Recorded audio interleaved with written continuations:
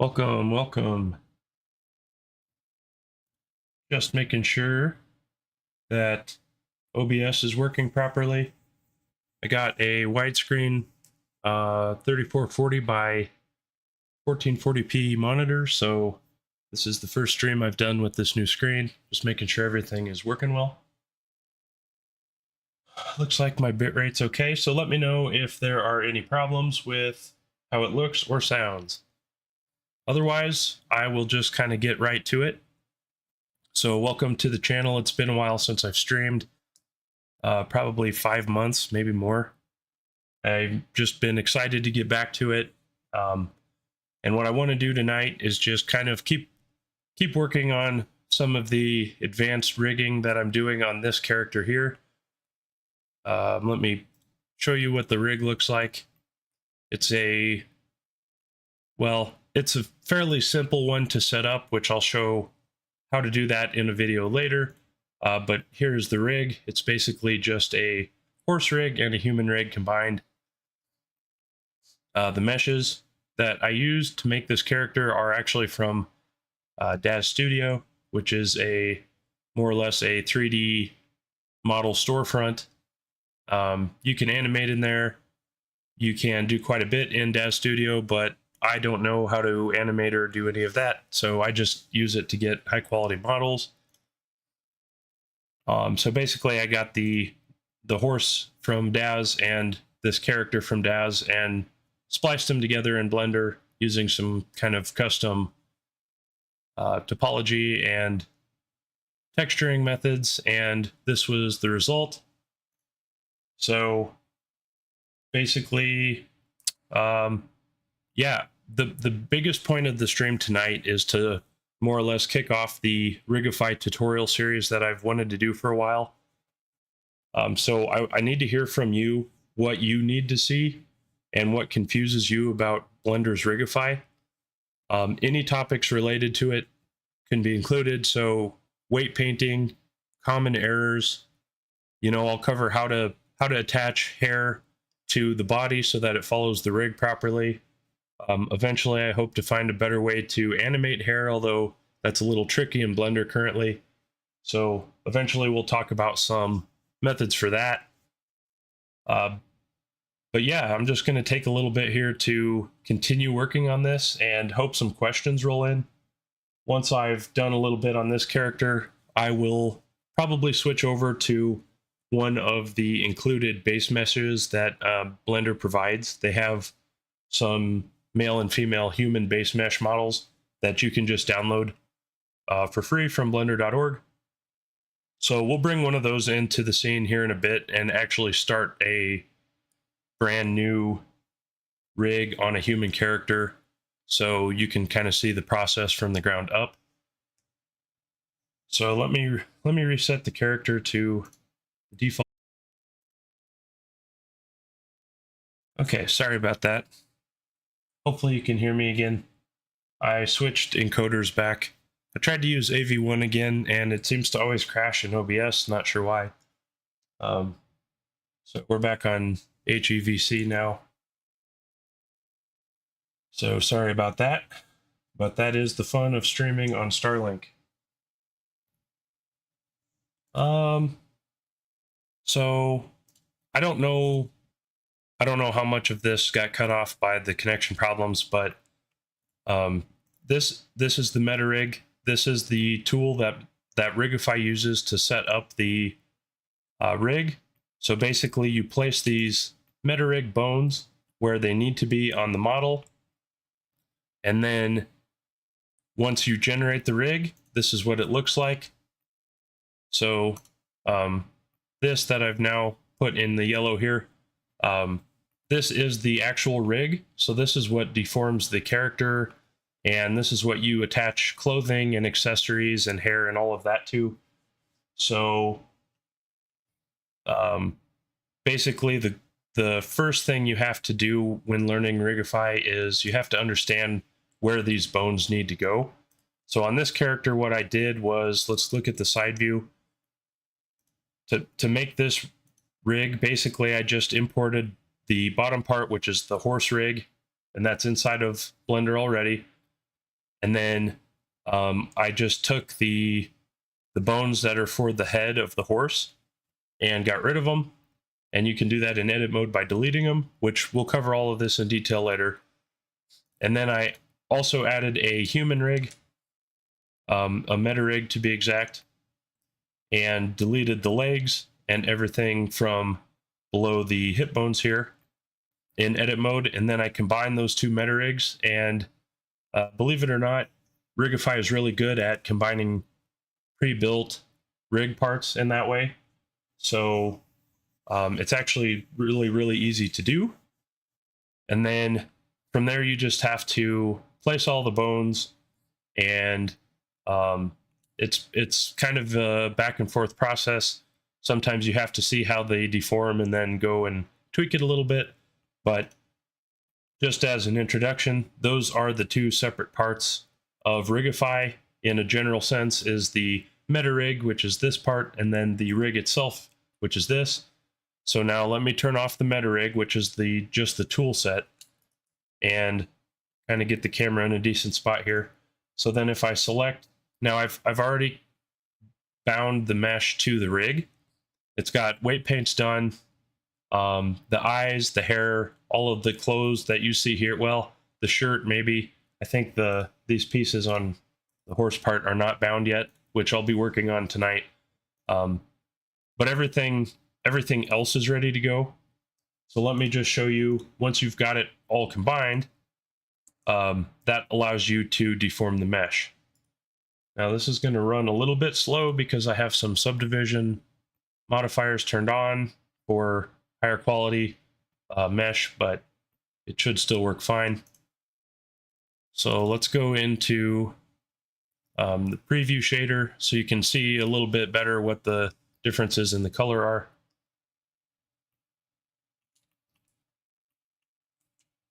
So you can see when I move the model around, the shirt deforms with the body. If I move the head, the hair sticks along with it. And even the eyes, the eyelids, the eyelashes, all of that is all bound properly to the rig. So at this point, it's just ready to animate. So that's the goal in this series, is to give an overview of Rigify itself and hopefully answer a bunch of questions for you as we go, so that you're not kind of left in the dark bouncing between tutorials. And then hopefully by the end of it, you'll be really comfortable with Rigify in general, because yeah, there's other add-ons you can go get. There's other softwares that rig, but I really don't have any issues with Rigify in general. So I think it's a powerful tool that you can use and learn for free that comes with Blender. So yeah, so first thing I'm going to do is just talk about binding some clothing to the mesh. Now I had a subscriber that has reached out to me on Instagram. They've been talking to me a bit, asking some rigging questions, and they're one of the people that helped me decide that I need to do this series.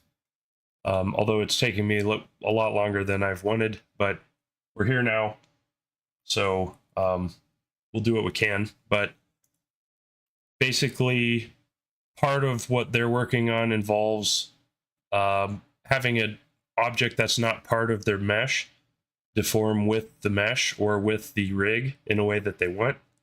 So that should fit really well with, you know, these certain clothing items. So one easy way to add objects to a mesh so that it moves properly is, especially with clothing, if you use the topology of the character to create the clothing, then when you go to weight paint, the weight paints for the rig, which basically controls how the bones move the mesh, well, those weight paints will match up really nicely between the body and the object that you are trying to deform. So in this case, I actually don't have matching topology. They're pretty close as far as size of topology and whatnot, but they're not they're not actually a duplicate of each other. So the best way to do it is to more or less trick the weight painting so that it copies the weights from the body to the shirt in the most accurate way it can. And that's all I've done here. And normally what people are used to is just selecting like the shirt and then holding shift and selecting the rig. That makes the shirt selected and the rig active, which means which it shows you here because the rig is yellow. And then they would go into the right click menu and parent with automatic weights. Well, if you do that, the shirt and the body probably won't deform the same way because they don't have the exact same topology. So you can use a modifier. So the first one I want to try to do here, since this upper body shirt here is already done, let's do this little blanket on the back here. So this one, if I go into the vertex groups, this has all of the groups from the body. So when you get your object fit to the mesh, how you want it to sit, you won't have any of these groups. So I'm just going to delete all of these for now. So basically, when you select your clothing item, you place it where you want it. You're not going to have any vertex groups in here.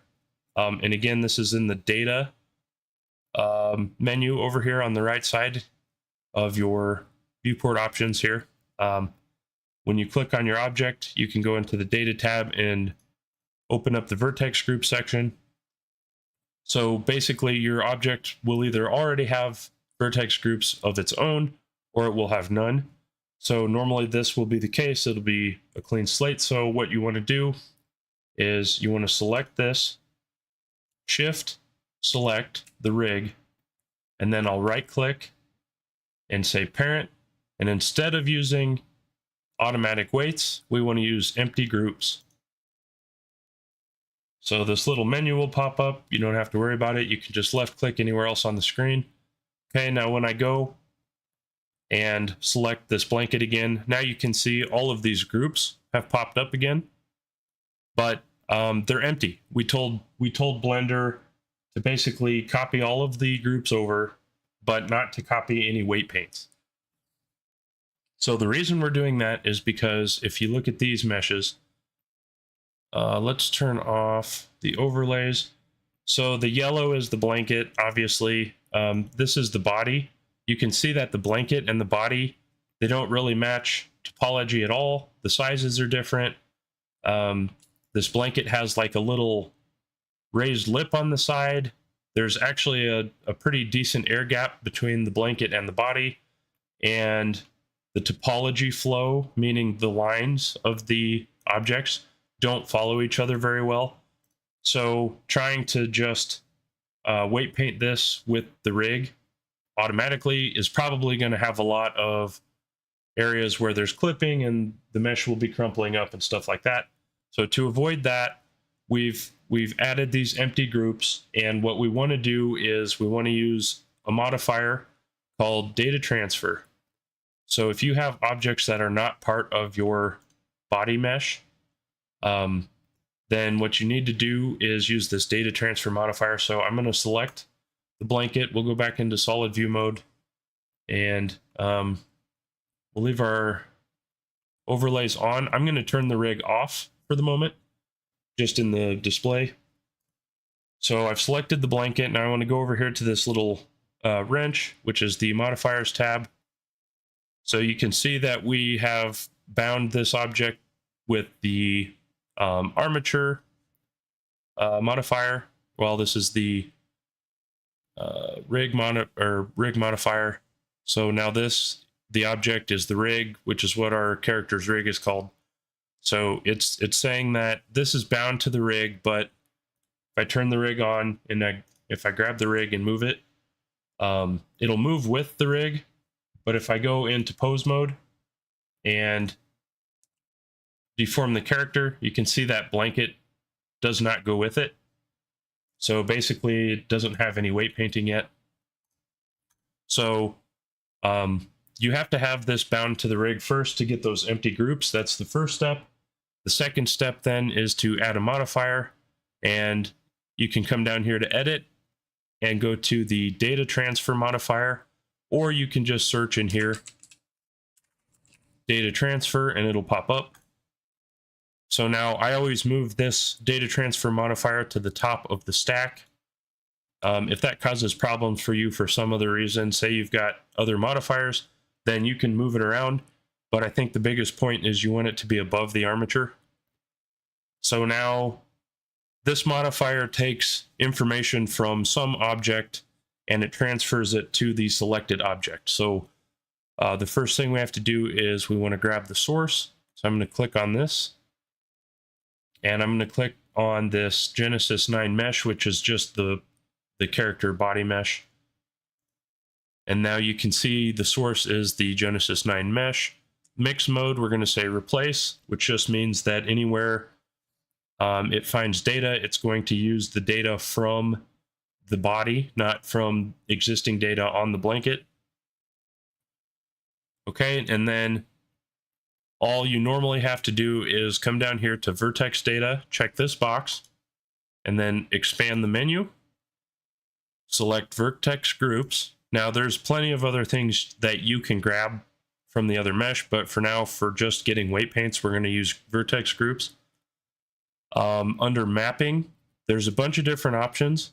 So if you select topology, that would work if say the shirt and the body that it came from are exactly the same mesh. This is not the case here, so we need to use something else. So I normally like to use either nearest vertex or nearest face interpolated. And they kind of explain, if you hover over them, what those mean.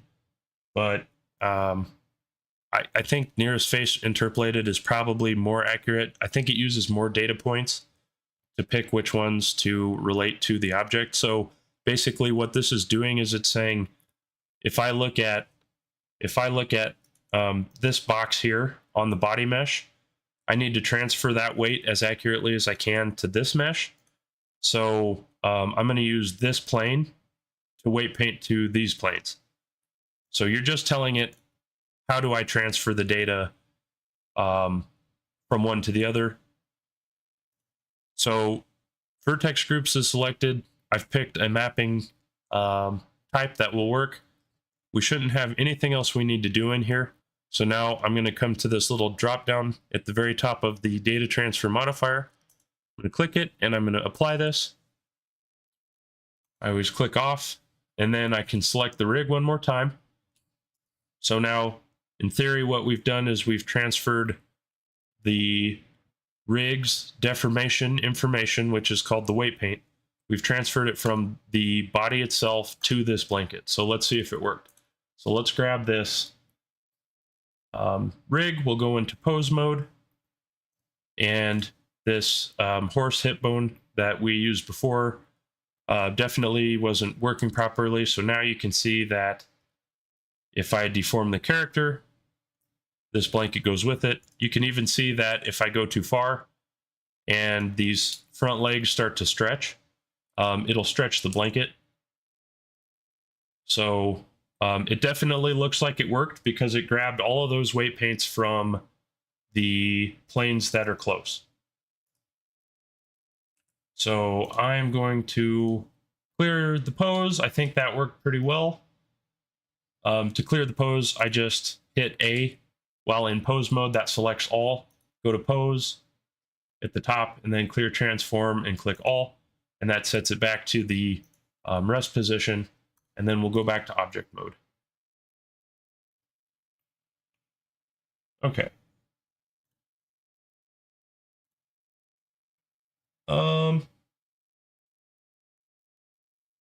Purple Man says hi. Hello, hello, welcome to the stream. A little side note for everybody. I haven't streamed until now. This is the first time I've streamed since I've been monetized. So I see that it says YouTube ran an ad on here let me know if they're too often or if they're annoying or what the deal is with those. I don't really know how they work in live streams yet. So please tell me if they're just irritating you. I really don't want to send people away for ads. Obviously they help, they help build the channel and buy more equipment and stuff like that. But if they're really, really irritating, just tell me. I just need to figure out how to skip them and how they work. So just bear with me on that for a minute.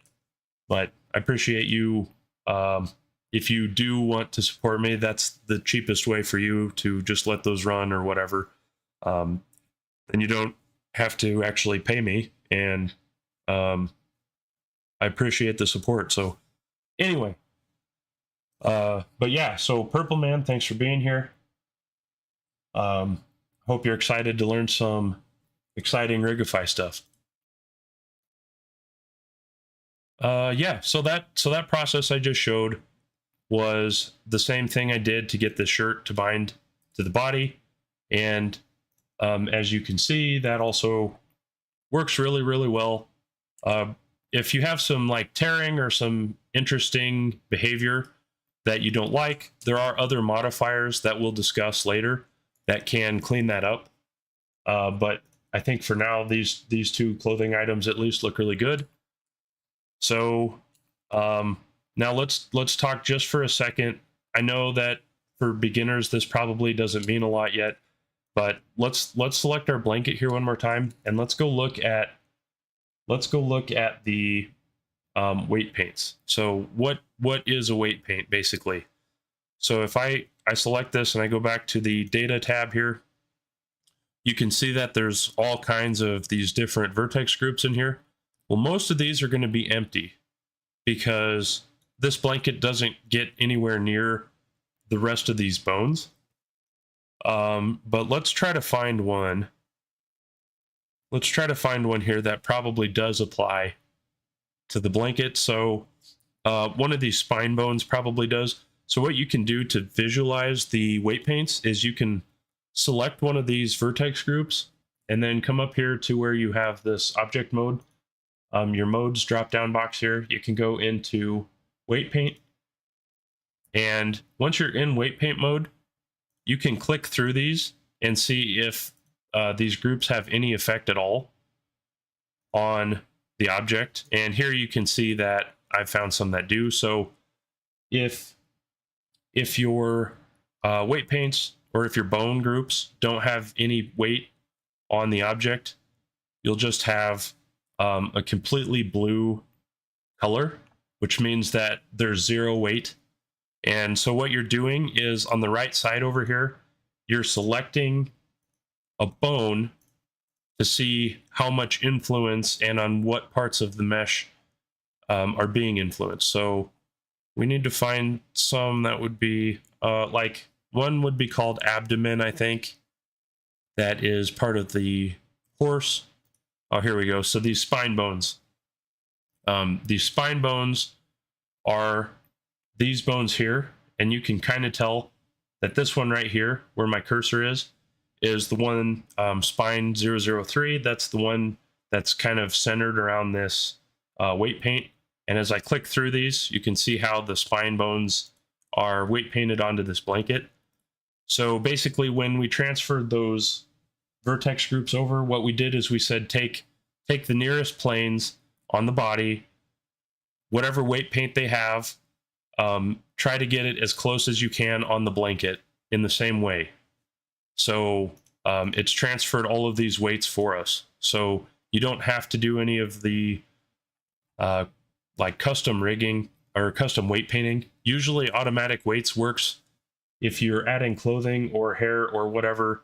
Sometimes the data transfer works better, but that's really all that you're doing when you're binding a mesh to a rig, is you're just telling it basically in what way does this mesh have to follow this bone system. So the whole end game of Rigify is, one, to get your weight paints so that they're really smooth, the deformations look good, and then two, to learn how to place the bones so that the joints are in the right positions and things like that. And I'll tell you that this type of character is probably the hardest to get right, that at least that I've messed with, because there's so many joints that have to interact, and the upper versus lower body interface area, that's very hard to get right. So there's a lot to learn from this kind of character. So that's weight paints. But yeah, that's it. That's it for this character for now. I think we'll I'll kind of keep working on that later maybe, but for now let's add a base human sample, and we'll just kind of start over fresh from a new character.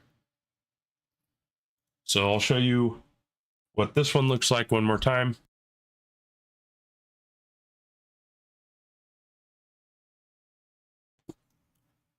And I think I do have one pose in here, which I had on the thumbnail. But yeah, this is what it looks like posed with all the materials. Pretty cool. I made the hair myself. The clothes and the meshes I got elsewhere and modified them a lot to make them fit. But let's hide this one for now, and we'll go back to frame 1 or frame 0 here, and then I'll hide this character,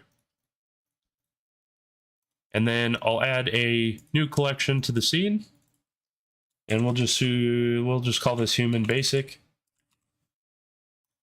And then with that collection selected, I'm going to pull over with this little plus sign here. You can pull over this part of the screen, and I'm going to take this little drop down on the far left. It says editor type.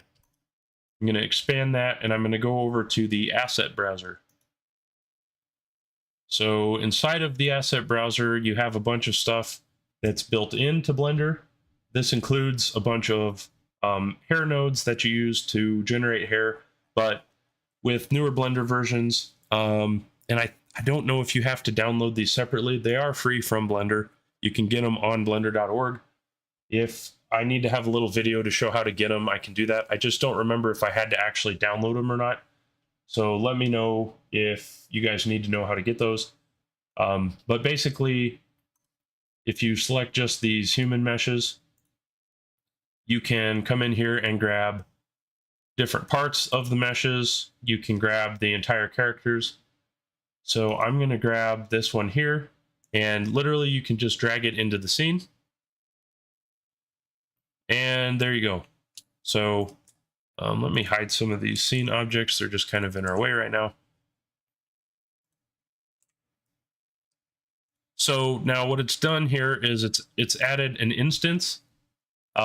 We want to make that instance real, because currently we can't really modify anything with this. It's just a copy or a placeholder of this object.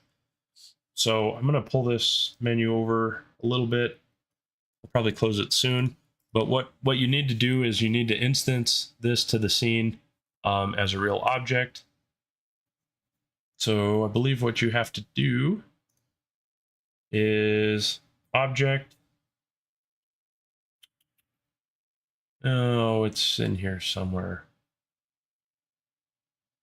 And you want to find this one always trips me up. You know what? Actually, library override, make content. Nope. All right. I'm going to actually take this out. I think you can do it directly as a real object. Let me try that. So I'm going to delete that one out. I'm going to select my collection again, and then I think I can right click on this. Oh, here we go.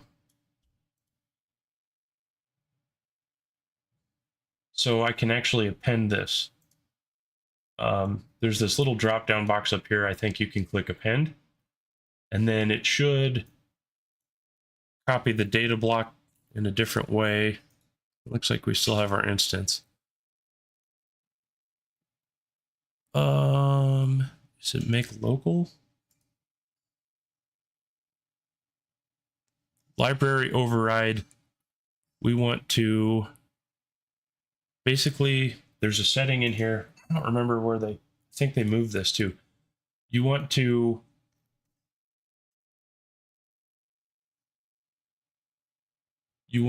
add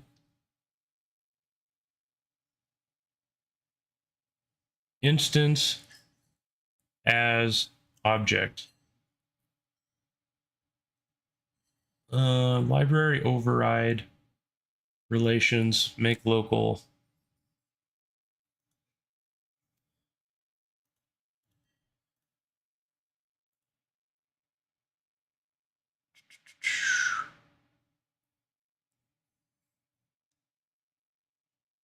Man, where did they move that? I used to remember how to do that.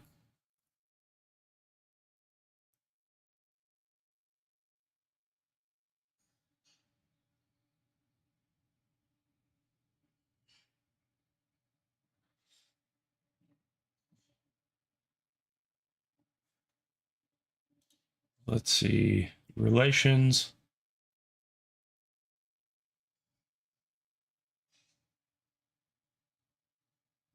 Make single user. Nope.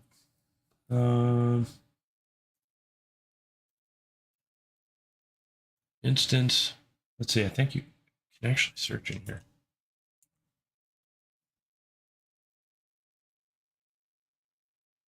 Link transfer data.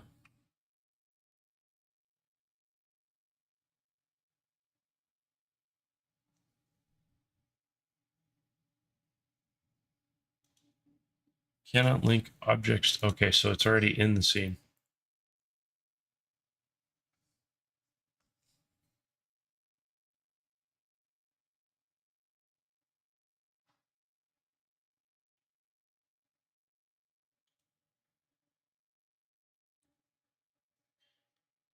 Asset.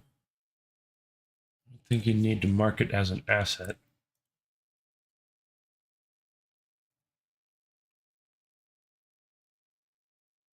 ID data, make local.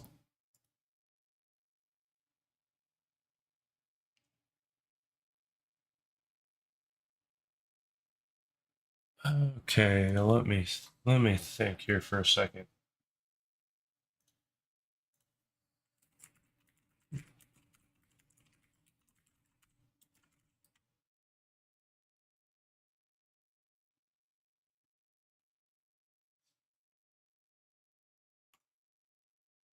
Used to be able to just right click on it and say basically make local. I'm not seeing that option anymore.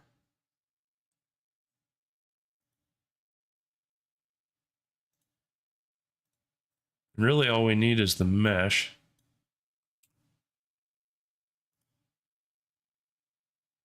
I can't open the Blender file.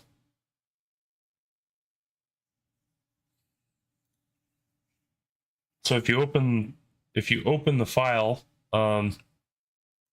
this is all of the objects. So basically this is a built-in library that Blender has included, and all we really want to do is grab that mesh. So technically I could just copy that and then go back to our original file and paste it. Yeah, now I have a mesh. I think it's going to have some pretty weird properties now. Let's see, how big is this? Let's turn back on our other character and see. Oh, that's probably not too small. That'll work for now. So now, at least we have the mesh in here. I just copy and pasted it. You should be able to actually append this. I'm not sure why I can't find the setting to do that. I'll have to look that up. And I believe, yeah, so we just have the mesh. We don't have any materials with it or anything, which is fine. For this part of the project, we won't need to do that. So you can see in render mode, there's no material, it's just gray. Let's select that. Let's go look at the modifiers. So there's a multi-resolution modifier, which allows you to change how much topology is in the scene versus the render versus sculpting. So if I change the viewport amount and go to a shaded mode, you're going to see the topology lines pop up on here. And then higher multi-res, basically subdivision is going to make it look smoother. So, but for now we have our mesh. Let's look at X-ray mode, is this these two boxes up here. If you turn that on, it allows you to see through objects. So what I'm looking at here is this object is not, it's not just the body. So you can see that it also has the eyeballs that are pre-set up with the head, and then there is a mouth inside of there. Blender's library also provides you with realistic jaw. You can add the eyeball back in if you have to, and then you can switch up the materials for that later. So, but basically, all we want to start with for this little bit here is just to rig the body itself. So the very first part of learning how to rig, I would say just go get one of these meshes and throw a basic rig on it for learning. So I'm actually going to collapse this window now, which I can right click on the line between them and just say join areas, and then it'll ask you move left or right, and I'll go left. So now we have our whole viewport back, and I want to make sure that my character is aligned so that Y is forward, and you can see that this one is currently backward. So I'm going to click on it, and I'm going to rotate. I'm going to click up here in the item menu. You can type in the rotation, or you can just select it, click R. I'm going to type Z, so it rotates about the vertical, and then I'm going to type 180. So that'll turn the model around. And now you can see with our gizmo up here that the front is facing toward the positive Y direction, which means the Y, where you can actually see the Y, is forward, and then the other one is negative Y. So we're aligned now. To make sure that we don't have stuff turned 180 degrees in the future, I'm going to make sure to select the body. I'm going to select, I'm going to hit Control plus A, which means apply, and then I'm going to say all transforms. So once I've done that, the object didn't move again. We're still aligned the right way, but what we have is our scale is 1, and our location and rotation values are all set to 0. So that means that anything you do to this is going to be based on this being the default position. So now if I look at it from the front direction, we have a basic mesh here that's ready to get a rig started. So how do we go about adding a rig? Okay, so the very first step is just like this other character I explained earlier, you have to add a meta rig. We'll go into edit mode and place the bones where they need to go, and then we'll generate a rig. So meta rig is the tools that you make a rig from. And I really wish they'd have picked different names, but it is what it is. So I'm going to come up here to view on this little tab on the right. I'm going to set my 3D cursor to 0, so you can see that it's right here is the 3D cursor, this little gizmo looking thing. It's not aligned with anything, and it's rotated all over the place. So I'm going to come in here and just zero these out. And the reason is when we add objects into the scene, they're going to be added at that location where the 3D cursor is. So we want to add the meta rig at that spot, and not somewhere floating up by the neck where the rig, where the 3D cursor was before. So now I just want to select my human basic collection over here, because that's where Blender's going to add this meta rig sample, is what it's called. So we want it to add to that collection, not to a different one. And then I'm going to go up here to the add menu, or you can have, you can use Shift plus A. We're going to go add, and then come down to armature. And we're going to go to, now you can use basic, and you can use human meta rig from there. So that's a basic one. That won't include face bones. If you're going to use a really simple character where like the eyes are painted on, or you're using some other way, or it's more of a 2D slash 3D thing instead of a realistic 3D character like this, then the basic one is probably what you need. The human meta rig is going to include face bones. So let's add that one first just so you can see it. So obviously it doesn't know to fit to this character, which is fine. We'll have to move it around anyway. So here you can see that this meta rig has all of the face bones. It's got, whoops, I missed. It's got fingers. It's got the feet bones. Everything's there. So we just have to fit them properly. Now again, I always like to align my characters so they're looking Y positive, not Y negative. In this case, the meta rig is not. So we're going to have to do the same thing. We're going to go up to item. We're going to rotate in the Z direction by 180. You can see that the meta rig has rotated now, face the same way as the character. So let's Control plus A to apply all transforms. Now you can see that rotation went away, but the meta rig is still in the right place. So at this point, we're ready to start placing bones. So when you're placing bones, it's easier to be able to see the bones through the mesh. So if you select the meta rig, and then you come down here to the little running guy here, it says it's called data. Go into that, and then there's this option for under viewport display. There's an in front checkbox, and that will cause the meta rig sample to always show through the character, even though there is no X-ray mode turned on. So that's just super helpful. And toggle it on and off depending on what you're placing.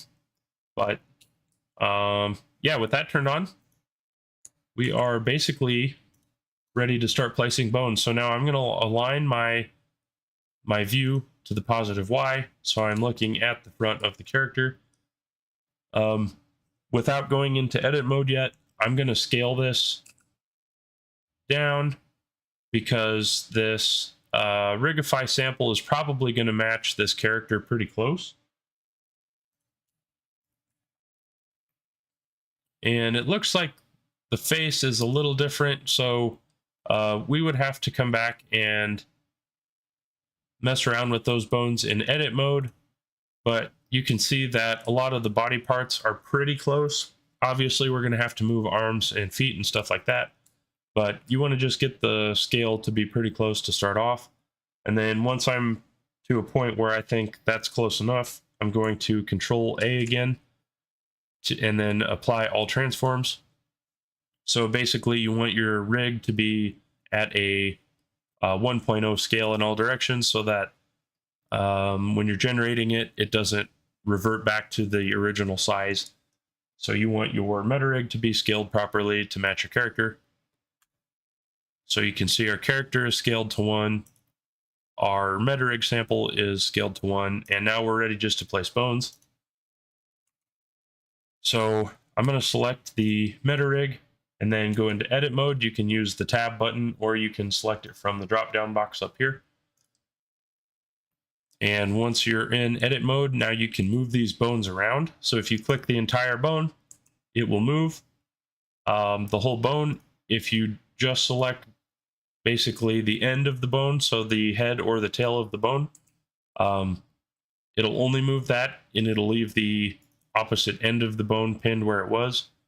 So in general, to avoid errors later on, when you place bones, you want to select the joints,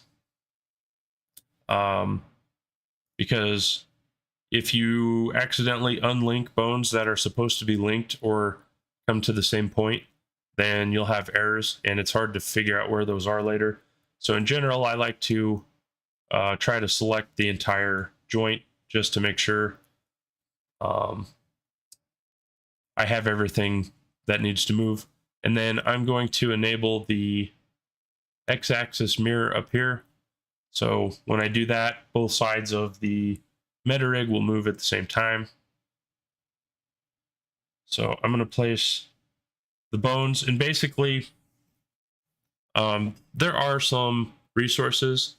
You can kind of go look around the internet for references on how to place these, but they more or less make sense once you're kind of used to placing them. It makes sense where they go. So let's undo that first move. If I select this bone, it'll say upper arm in the top left here. It'll tell you what that bone is called. So we have a forearm and an upper arm, and then the shoulder. So the way to think about it is wherever the mesh is closest to a bone, that's what is going to influence the movement later. So if I want to place this this joint here, it looks like the elbow. It is the elbow, so I want to place that right about where I think the elbow is. And then I'm going to grab this entire hand, and I'm going to move it down here. I'm just going to try to put the wrist at about where I think the wrist goes. So now our fingers don't line up yet, but that's okay. We will work on that a little bit later. And keep in mind, we're still just in the front view mode, so these bones probably are not aligned properly, you know, coming out of the screen at us. They're not in the right spot, so we'll still have to move them around, but you want to get the general placement first. So this bone up here should connect to the sort of the very middle of the shoulder here. So I'm going to grab both of these to keep that little relationship, and I'm going to move the upper arm bone, the end of it, so that it's kind of right in the middle of the shoulder here. And then this one, it more or less normally follows the collarbone, so I'm going to move it back a little bit more. And then now I can see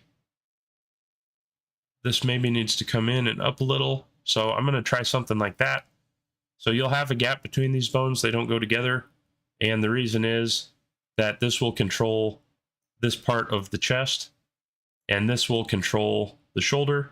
So you want a gap because there's some sort of a seam in between these that controls how they stretch apart. So you'll have a gap there. It might seem weird, but that's just how it works for now. So I'm going to place these kind of where the collarbone is.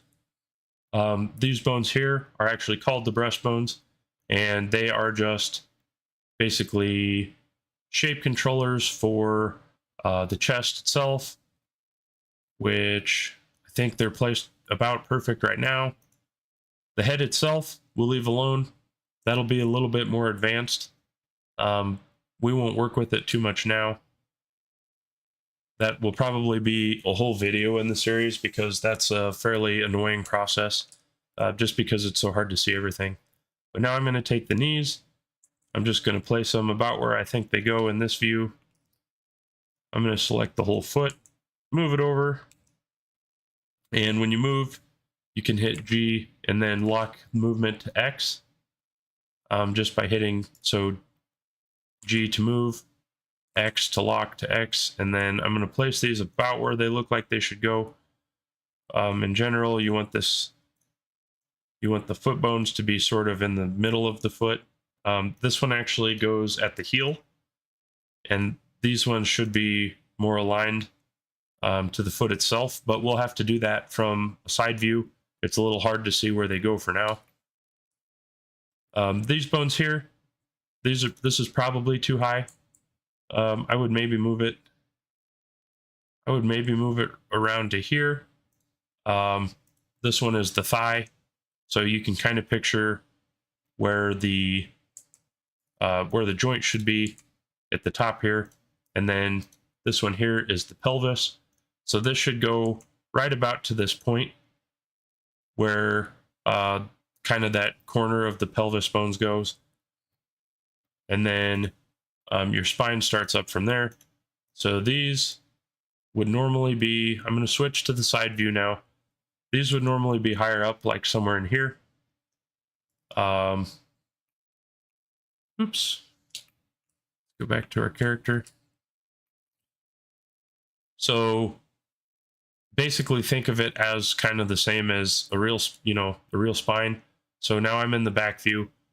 I'm going to hit G and Z. Z twice to get it to the world Z instead of the local Z.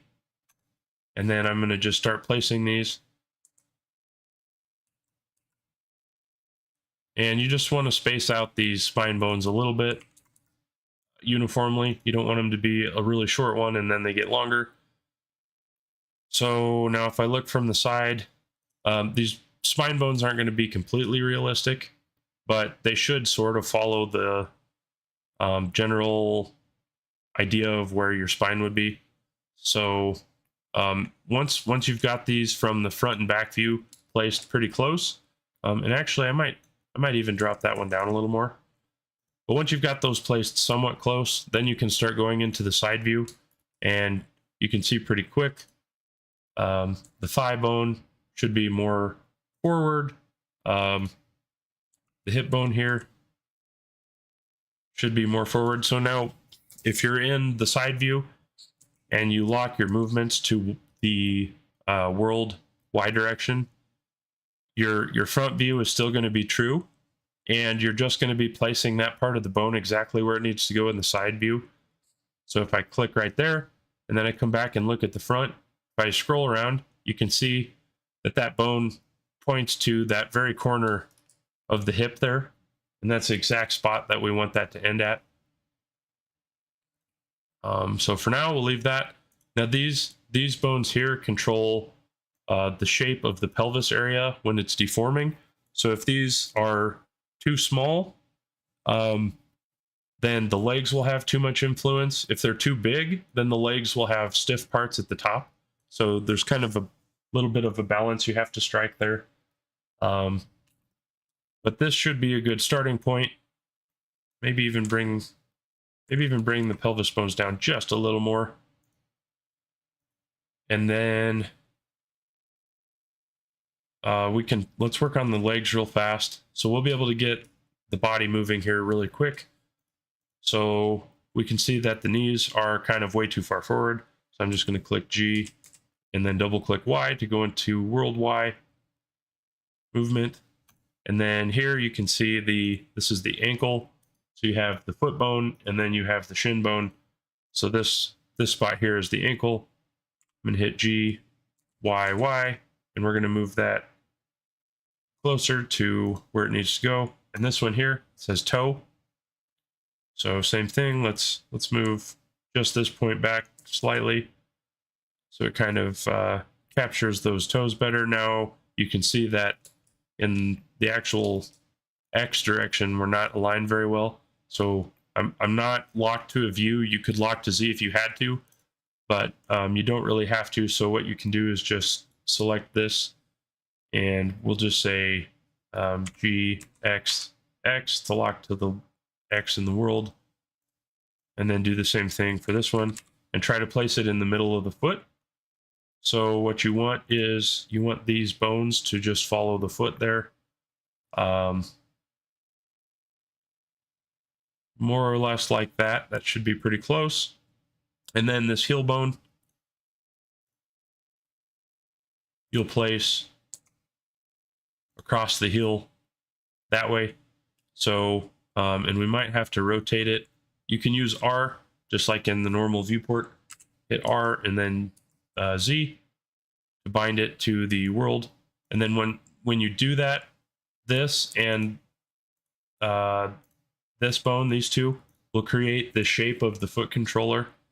So having them be at a right angle is ideal because you're telling Blender that the foot follows this shape here. If you rotate that, your bones are going to be just a little confused. And then I'm going to move these around a little bit. So this should work pretty well for now. I might move the ankle up a little more. These will be really close to start. The knees look like they're in a pretty good spot. The hands are obviously not in a great place, and the face isn't ready yet. But let's make sure our spine is set. So this is where the in front setting is kind of inconvenient. You might want to turn that off sometimes, toggle it back on just to see. You can also use x-ray mode to try to see a little bit better what you're doing. I'll zoom in really far here. This curve here that you're seeing is the back. We're seeing it through the arm. You know, here's the elbow, and then this here is the actual back of the body. So you can see that the spine bones are just inside of that. You'd want to move those forward just a little bit, because even though a human spine isn't actually in the middle of the body, keep in mind that Blender is going to use the nearest bone to weight paint. So for instance, if I'm going to weight paint this bone and it's really close to the back of the body, it's going to grab this little area here because that's what's close. But on the front, you're going to have sort of this big cone. So when this bone rotates, this entire area is going to be influenced by it. So it's just going to be, a lot better rotation if this bone is closer to the center of mass instead of being really far back. And again, that's something that you kind of have to play around with to see exactly how far in, because you don't want it at the very center. You do want it a little bit back because obviously the spine won't stretch, and or the back of the body, I guess, won't stretch as much as the front will when a person bends. So you don't want to go too far forward, but you want to go just a little more than where the actual spine would be. And then sometimes you have to rotate around to select things. And here again, it's really hard to see. This is the back over here. So we're getting closer, but I'm going to move this forward just a little more.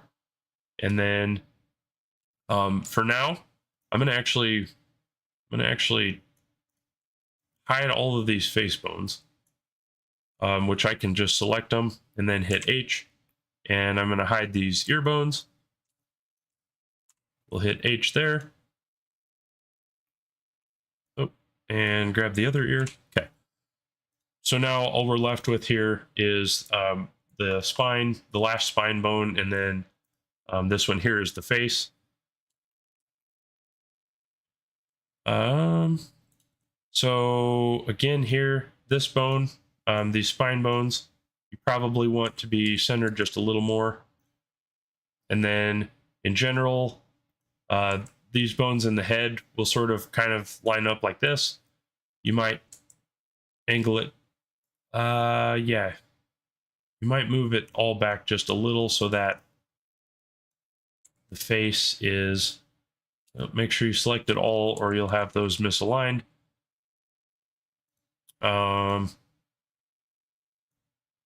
Let's see, and then I'm going to move this up, and I'm going to actually just move this down.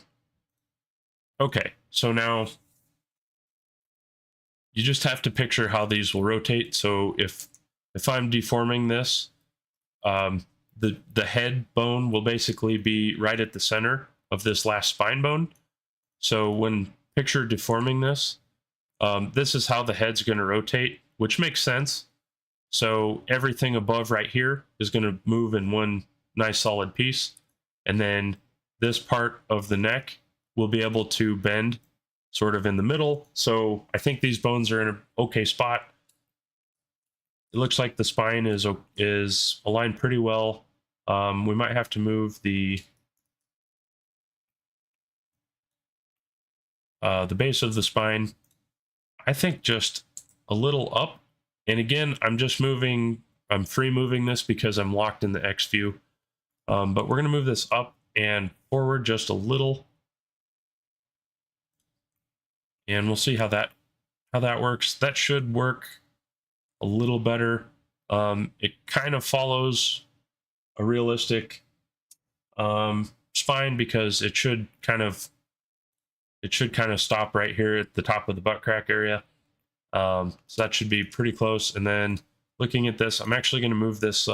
This is spine 1. I'm going to move this back slightly, just a little bit more, because like I said, we want the front to stretch more than the back when we deform this. So I think that's looking okay, except for the arms now. So the arms are tricky. What I would do is I would lock this to the Z view and then just move each of your joints in the Y direction, because keep in mind, we've already placed them looking from the front. So they're going to be pretty close. And now we just have to place everything forward and back. So this here is the shoulder. From the side, you can see that it's not in the middle of the shoulder. So I'll move that forward.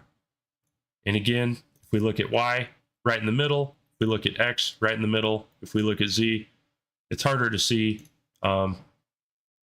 Let's turn off the in front view. You can kind of toggle it and see that that orange dot is pretty close to the middle of the shoulder, which is what we want. And it helps to just kind of spin around the viewport. It helps to visualize it just like on the fly too. I think that might make it a little bit easier. Instead of just looking at only front view, side view, whatever. So that should be pretty close. And then obviously the hands are going to be the last bit. So I would do the same thing. Now, if you're not locked in your view, keep in mind you gotta lock the movement direction. So here I'm going to click G and then Y, Y, and that'll lock it to go forward. And I'm going to place that wrist about where I think it is. Now, if I look from the Y direction, we're still aligned there. X direction, we have to place these finger bones and everything, but for the most part, we're actually not too bad. So then one more time, I'm going to select all of these because I think I see a really easy way to rotate all of this to fit better. So I am going to grab everything.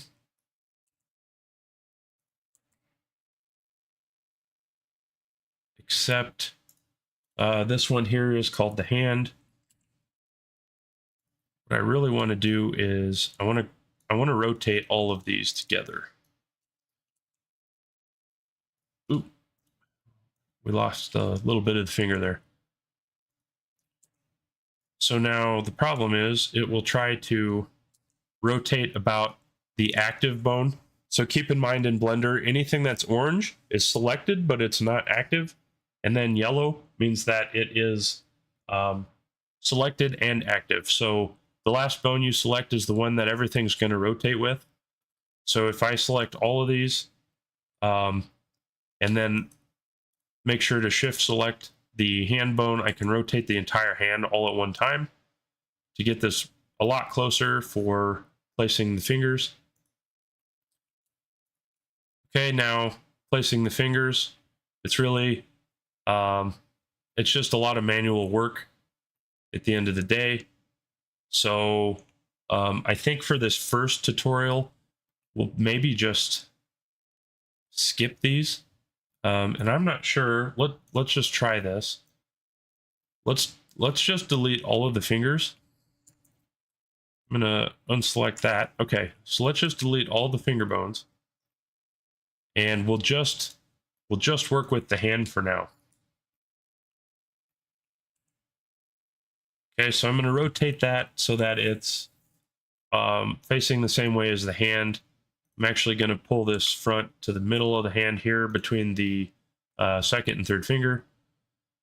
So the whole hand will kind of get a nice weight paint there. And then the same thing for the head bones. I'm going to hit Alt-H to unhide those. We hid them earlier. I'm going to delete these for now. I think this might cause an error, but we'll see. Because all we really need to start with is the basic rig here. Oh, and I see we have one more bone we need to place. So the breastbones basically are just going to be shape holders for the breasts. and more or less the whole chest area. So what you want to do is you want to pull these in a little bit, and then you want the ends to be let's see, let's get the back of them. So if you look at it from the side in x-ray mode, the breastbone should start behind the spine and end basically where the nips would be on the character. So you want to just move that there, and then you can pull these forward quite a bit depending on what you want to get weight painted. And that one's pretty easy to test out later, but that's more of what you should have. So keep in mind how weight painting works. Anything in this area of that bone is going to be affected.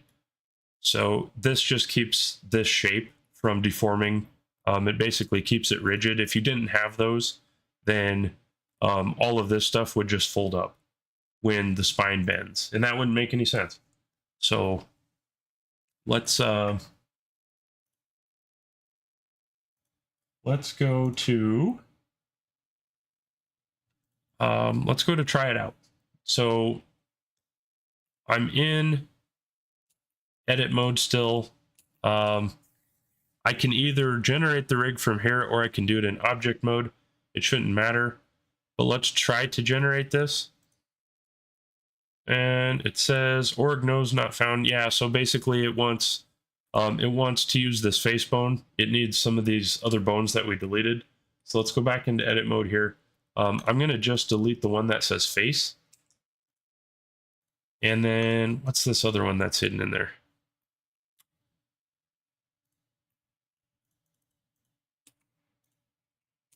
Oh, that's because it actually did generate a rig. So this rig it made, we need to delete. So it did generate a rig on accident. We don't need that. So this is the meta rig. Let's go back to edit mode. We were in the wrong rig. And then now if I look, there's only that bone. So we're in edit mode. Let's try to regenerate the rig. And now you can see that that worked. Basically, it says select successfully generated rig 1. This means that there weren't errors, and you can see that the actual controllers have appeared. So let's, with rig 1 selected, let's click the in front option, just like we did with our meta rig. So obviously the yellow is our new rig. I can move it to the side so you can kind of see it. It's got all the controllers. Everything looks good to go. So now you select the rig, we can go into pose mode, and if I grab a red, it's an IK controller, which means that it will move the chains around properly. So you can kind of test out the rig itself. Now our character is not bound to it, so we're gonna have to do that in just a second. But you can see that the rig is actually deforming itself properly. So at this point, I'm going to hide the meta rig. So I'm going to select it and just disable it for the viewport, and maybe even for selection, because we don't want to edit that later on accident. And now I want to parent the, let's hide this plane. I think that's causing some problems. Now we want to bind the mesh to the rig. So all we're going to do is, see, we have no vertex groups. I'm still in the vertex under data. I'm in the vertex groups pull down. The body mesh does not have any groups assigned. So we're gonna select the body, hold shift, and select the rig. And in this case, we are going to use automatic weight paint.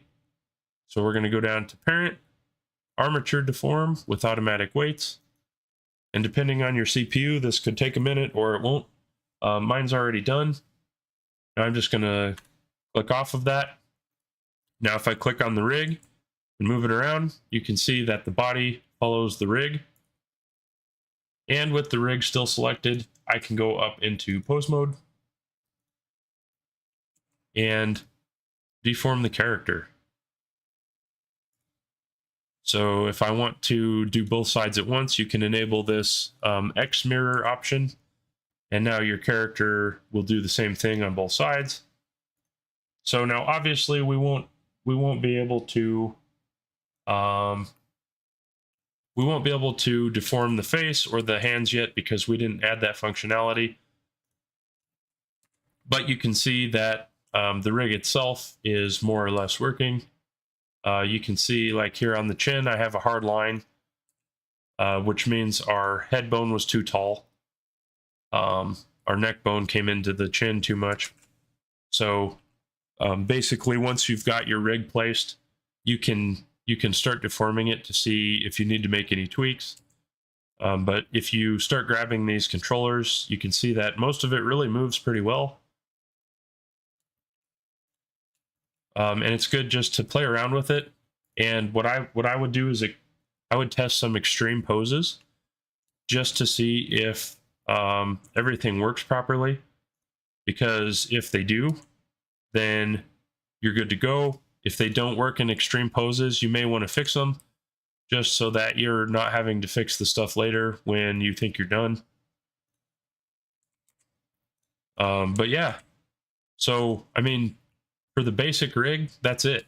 We're already there.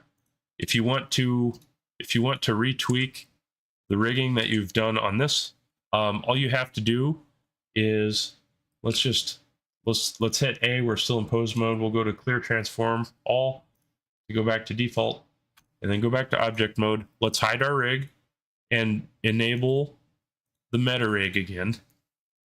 So if you don't like how your character was deforming, all you have to do is come back into edit mode with your meta rig selected and move these bones around. So I didn't like how much influence the neck had, so I'm just going to move this down. My head controller was generated at the tip of this bone instead of halfway in between, so I'm going to move that down. I think everything else looked okay for now, so I'm going to regenerate the rig,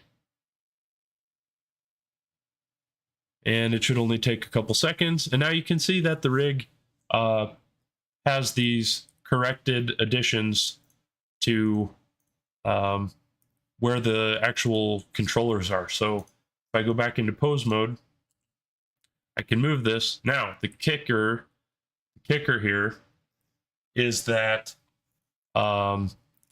you can't expect the rig and the weight paints to still match, so you're going to have to re-weight paint. So later on I'll talk about when this becomes a big problem, but basically just select the body, clear the parent. So that was just right click parent and then go down to clear parent. And then we're just going to select the body, shift select the rig, right click parent with automatic weights, wait for just a little bit, and then it should be bound to it again. And now you can see when I pose the character, the neck doesn't cut as bad of a line into the chin. So it looks like everything kind of worked there. But all of the other bones we didn't move, so they're all good to go. MRU Studios says, hey, how's it going? It's been a while. Yeah, it has. I've barely been on YouTube either. Just myself. So yeah, it's nice to have you here. Welcome to the stream. Yep, just doing some Rigify work here. Trying to test out I have a new monitor, so trying to stream with a different resolution has been interesting already. Had some data loss earlier.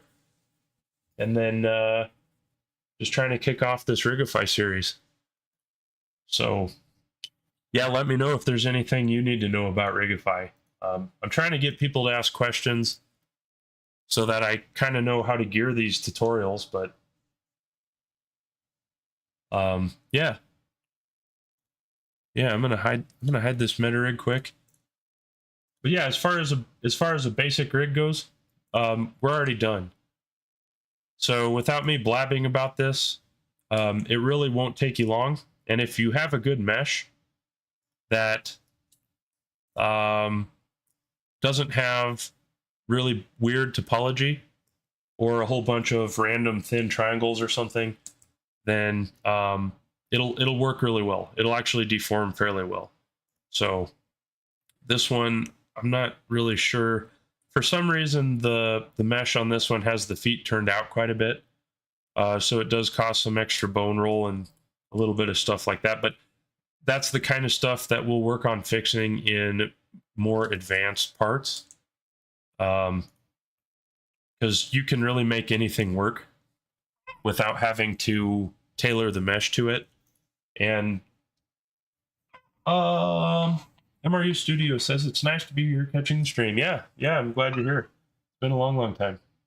And where did you get the character you're using? Okay, so this character on the screen, this is provided by Blender, and I believe it's included in Blender 4.1 or maybe 4.0 plus, but you can go get this character asset library from blender.org for free. And then you just have to know how to link an asset library, but let me show you here. For anybody that missed this earlier, you can pull open the screen with that little plus mark on the top left there. And you can do that for any tab here, any part of the viewport you can expand. And then I'm going to go to this little drop down here with this, I don't know what that is, table. Looks like a, I don't know, little party table to me or something, but I'm going to click that and then go all the way to Asset Browser. And then I've already linked this asset file, which came from Blender, and I'm not sure that it comes with Blender 4 or not. I think you might have to add it. But then they have this human base meshes, and they have, let me make these bigger. There. So you can kind of see the difference. They have like toony character versions, realistic ones, and then they have ones that are ready to rig, ones that are geared for sculpting. Like this one is all one piece, and then you would be able to add things like the teeth, and it comes with the eyes. They have characters you can add in Blender now. That's sweet. Do they have some clothing items? Just from Blender, they don't have clothing items in this asset library. So what you see here is what is included. But yeah, I think this basically is just to give people a really good starter mesh for whatever they're doing, because I mean, here's the topology of it. I'll turn overlays off. I mean, the topology is it's perfect. There's no issues here. You know, everything flows really well. So you'd be able to run with this model. Do they provide texture maps for the characters as well? I don't believe they do. I don't think so. Yeah, they really just are the meshes themselves.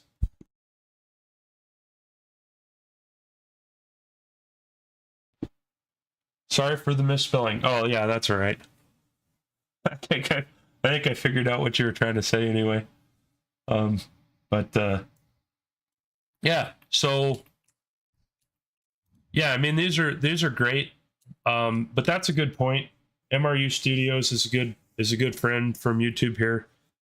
It's been, well, it's getting closer to at least 2 years now that we've been doing this YouTube thing together. So go check MRU Studios out too, because he's got a lot of cool stuff, and he's getting into YouTube again here real soon. He's told me so. So now he's held to that. So don't let him get out of it. But yeah, it is really nice, because if you're just starting out, downloading some character from somewhere can be really hard, and making this mesh from scratch is very, very hard. It looks simple because they make it, it really looks really clean, but you know, mastering the flow of fingers and like the topology here on the fingernails and stuff like that, getting that to work right on your own custom characters takes a lot of learning. So for people that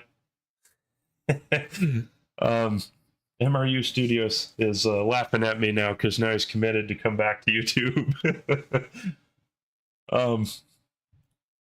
But yeah, getting this mesh to start off is difficult. So when you're new, if you just want to learn what this rigging and animating is all about, it's really nice to have good stuff like this to start with, so that you don't get overwhelmed with just getting a mesh and just getting started. So a lot of people like to build characters like myself. A lot of people would rather just animate. So yeah, it just really depends on what you want to do with it. But oh, I'm gonna say your name wrong. Nikhil Nair. I have to know the origin, but Nikhil says hi, hello, welcome to the stream. Sorry about the names. I'm not always very good at it, but I appreciate you being here. Yeah. So if you just hopped in, what we just did in the last however long it's been, the last half hour or so, maybe hour, we've added this rig using this meta rig by placing the bones where you see them here, and then we generated the rig, which is this actual rig controller here. I'll turn off the meta rig. Then we bound the mesh to the rig by parenting it with automatic weights, which just means that the closest bone to each part of the mesh gets a weight paint. And once you've got all of that, then your mesh is bound to the bone system and you're ready to animate. So that's what we've done so far. Yeah, and then go to blender.org and go to downloads. Somewhere in there, they'll have these free character mesh asset library. And then I can make one later. It's not really part of the scope, but you can link this. It's really just a Blender file, but you can link this asset library to your Blender defaults. And then you can pull these characters into your scene. I have to head out, but it's been great to catch your stream. Yeah, thanks for popping in, man. It's been a while. It's good to talk. We'll catch up with you later.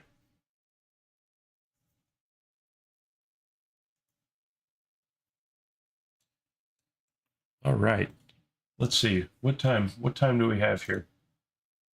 Looks okay. Looks like the stream is still running well. I apologize to people watching the beginning of it. I got a little too ambitious with the bitrate, and my internet caused OBS to crash, so I had to reboot the thing. But definitely let me know if something looks or sounds weird. And also, I said this earlier, I do have ads on these now. I don't know how they work. If they're like super annoying or something, just let me know. It doesn't even really make a big point of telling me that it's running one. So hopefully they haven't been every 5 minutes or something, because I know YouTube likes to cram them in there. But I appreciate you guys sticking it out through the ads, because obviously that gets me paid a little bit, and that just helps buy add-ons and buy hardware and stuff like that. So I appreciate it. But yeah, so we've got our first basic rig character. So I think in this part, I just want to know what you guys are struggling with in rigging, weight painting, adding clothes, adding hair, any of that sort of stuff. It's all super related. I can show you my character that I started this stream off with. So I'm gonna collapse this area here, and then I'm going to rehide this human model that we just worked on. I'll keep it in the scene because I think we'll come back and use it later. But here is my character that I've been using for reference. So this is kind of the goal in general for this series is, so anybody could watch this and hopefully figure out how to have hair systems that follow the mesh. You know, we have in this mesh, we have a separate teeth and jaw. We have a separate tongue. Let's see if I can grab it there. That's the tongue. The eyeballs are separate objects. The eyelashes are separate objects. So getting all of that stuff to actually follow the rig is a little complicated. And then also being able to combine these parts of different characters, different types of things. You know, a lot of people want to rig machines, which I'm not as familiar with the constraints, but that's something we can dive into as well. So the goal would be that you're comfortable enough with Rigify in general so that you could try to come splice together pieces and add some clothing to your model. So I think I've seen a lot of tutorials over the years that they focus on, you know, they focus on setting up this model here. They get it to the point where it's rigged in a basic way, and then they say, you know, and now you just, you know, place the finger bones and you add eyes and whatever, and then they kind of leave it at that. So not that there aren't good tutorials out there, but the goal here will be just over the next few weeks to kind of keep adding to this and show you how to bind eyes and start doing some of the other things.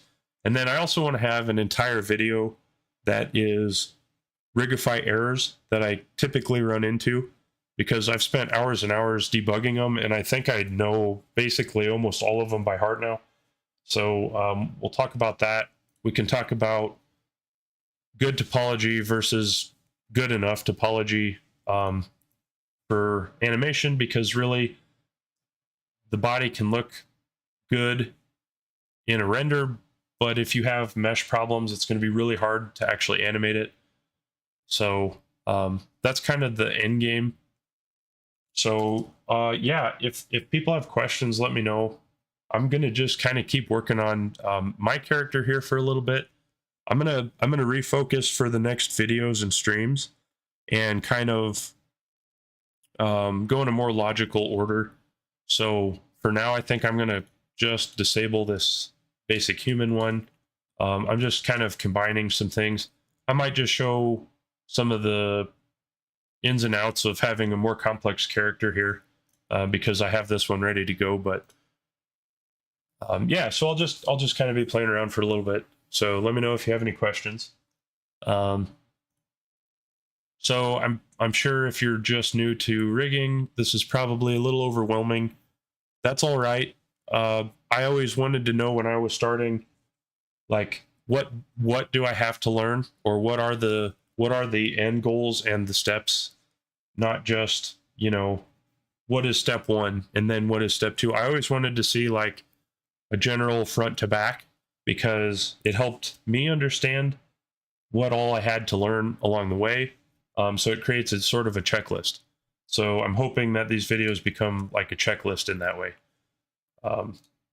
But once you've got the basics of setting up this bone system and generating this rig, which is this yellow part, the very next thing you're going to end up wanting to do is add things like hair and clothing. And I talked about clothing a little bit earlier. So we can basically take weight paints from this mesh, which is the body, and it doesn't match the clothing mesh. So obviously they flow a little different. There is a different number of polygons, different number of loops, so on and so forth. So how do you get that to follow the body in a good way? We talked about that earlier. For hair, we'll talk about this in a more detailed video as well. But for hair, you can basically create, I've called it the hair base object here, which is just this, it's a copy of the scalp basically. And this is what all of the hair comes off of. It doesn't come out of the head, it comes off of this little object here. So we'll talk about that. We'll talk about how to make sure that everything deforms properly, and I'll probably at the end start adding things like how to actually make hair and things like that. But that's kind of the goal of the series. I guess at this point, I'll just keep hanging out and working on this. I'm still binding some of the clothing items to this character. So if somebody's still around, let me know if you have questions. Otherwise, I'll just kind of be working for a little bit, and then I'll probably call it good here in about 20 minutes.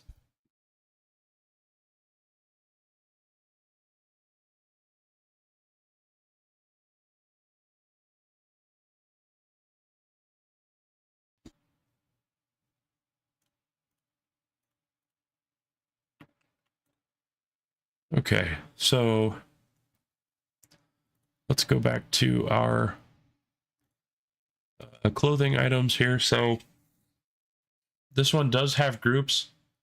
I don't think it's actually bound properly to the mesh. It is weight painted to it, but if I remember right, when I pose this, it's wrong. Yeah, it doesn't follow it. So I'm going to clear the parent. So right click on it, parent, clear parent. Now, when I move the rig, it stays there, but it still has all these groups. That's okay. I'm actually going to remove them. So you can just click this little drop down and go to delete all groups. So now this thing's got no vertex groups. I'm going to select it, shift select the rig, right click parent with empty groups. Okay. And then when I click on it again, now our vertex groups are back, but there's no weight paints. If we'd have done automatic weights, it would have tried its best. But I find that like by the tail and stuff like that, and by the legs, this part that hangs down would definitely follow the wrong things. So I don't want to do that. And actually, I might have to do some custom weight painting to remove that later. But to start here, I'm just going to select my object, and I'm going to add in the data transfer modifier one more time, put it to the top.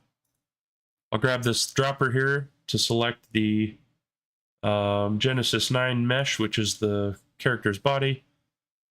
Click the vertex data checkbox here, expand vertex groups, and then I'm going to go to nearest face interpolated. And I'm going to apply that.